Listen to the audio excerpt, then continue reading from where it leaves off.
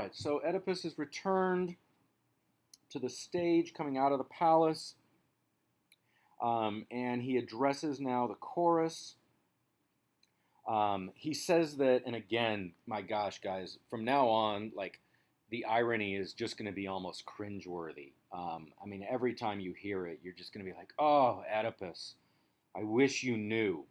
But remember, of course, like what we're witnessing here with this tragedy is the day that Oedipus finds out for himself what we all know about him, which is that he's killed his father and that he's married his mother.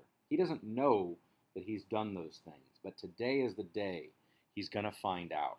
And this all happens in a very compressed time frame, and it all happens basically like a noose around Oedipus's neck that just slowly tightens. So, here we go. Oedipus says here that I say to you, I am a stranger to the story and a stranger to the deed.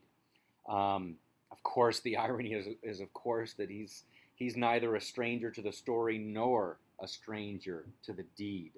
But of course, he's in ignorance right now. He doesn't know the truth.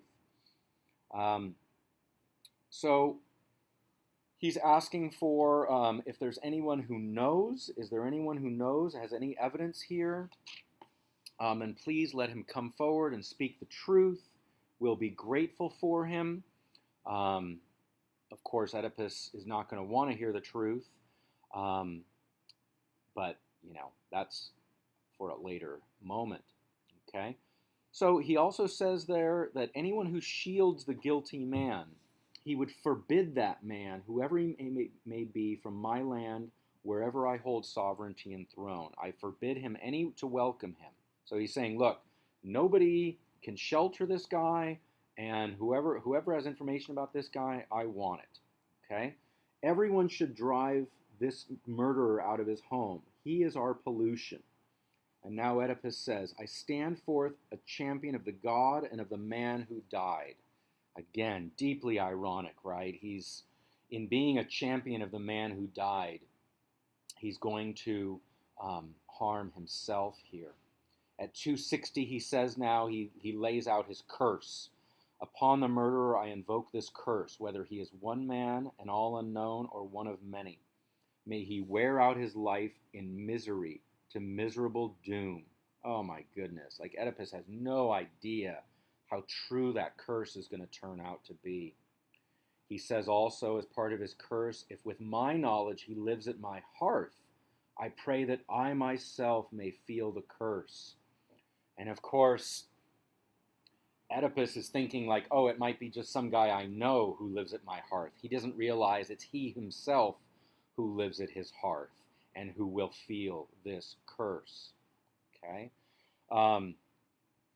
So now we start with the search. Okay? Search it out.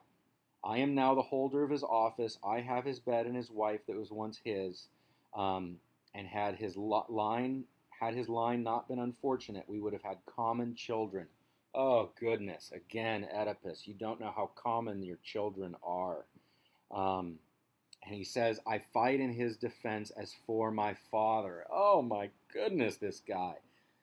You are fighting in his defense as for your father because he is your father.